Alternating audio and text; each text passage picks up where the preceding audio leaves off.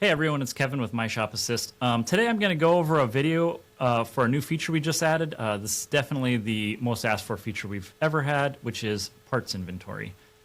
This is going to be broken up into 4 separate videos covering the 4 separate sections of the functionality of it.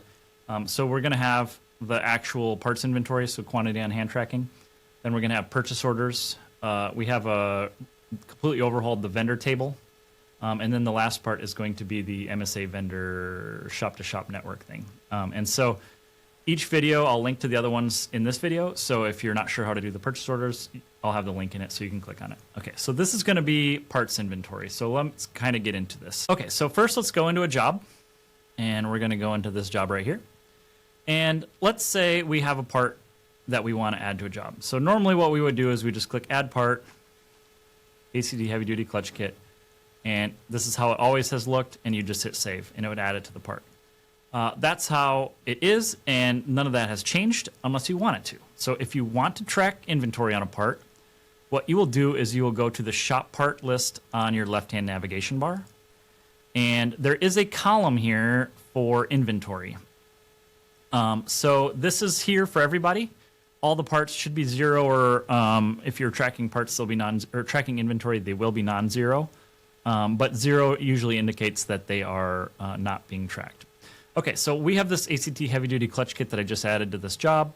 I'm going to click into it, and we're going to edit it.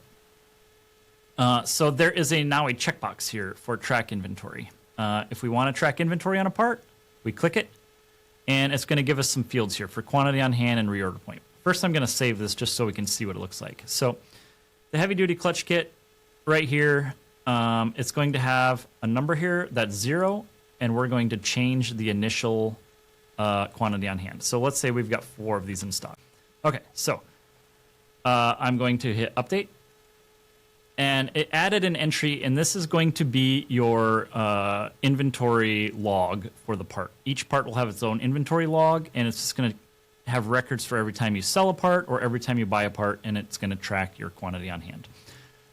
In this case, I'm also going to add a reorder point of 1. So when we get down to 1, it's going to want to reorder another one. I'll go save that as well.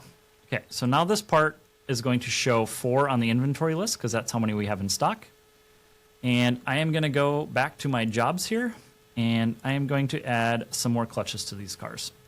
So let's go to a different job. That's the same one I was using. So we're going to go to Elon Musk's Corvette. I'm going to add some parts. We're going to add an ACT clutch kit. It's going to say the quantity on hand and the reorder point. We're going to go ahead and hit save on this. And so now our quantity on hand should have changed because we have added 1 to a job. So when I go back to my shop parts list, we see our ACT Heavy Duty Clutch Kit. We see the inventory is now 3. So it has deducted it. I can click on this. I can see that, hey, we had a -1 change because of this job.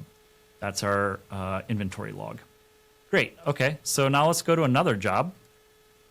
And let's add a couple more to these cars. We're going to go into this job here, add part, ACT clutch kit. Let's add, we got 3 on hand. Let's add 3 to this car.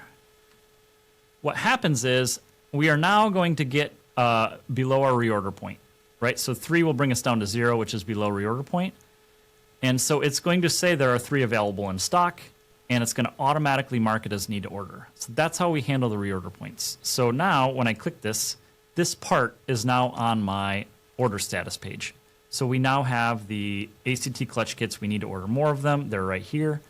And so traditionally, we only had an order button here. So you could click the little checkbox when you're ready to order the parts, and you'd call your vendor, order through Turn 14, call your supplier, whatever, or send them an email or whatever, and make the order yourself, and you would click this order button. We now have added the Create PO button here. And so that will allow you to actually create a purchase order, and you can email it to the vendor and actually submit the order rather than just marking it as order. And we will have a record for POs. That's going to be the next video, so click on the link to see that video, so that way if you want to learn how that works, you can do it.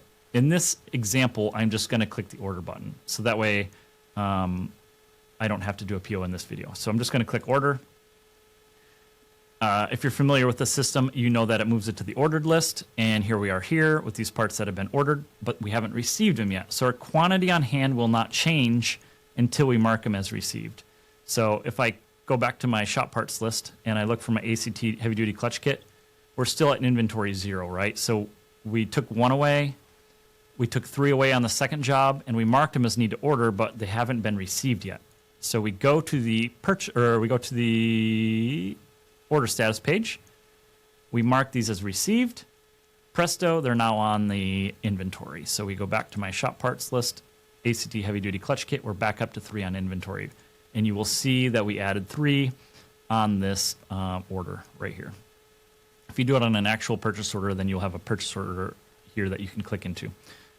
So that is going to be the inventory system. So quantity on hand tracking, you can manually make adjustments. So if I actually had 7 of these in stock, I can update it. It will add 4, and we've got a manual entry on here. So pretty simple, pretty straightforward. All of it is done right here. Any part you want to track inventory on, you just click in the part and you just edit it and you start tracking inventory. That's it. So if you have any questions, obviously just reach out to us. I'm happy to help anybody that needs help doing it. And that's it for parts inventory.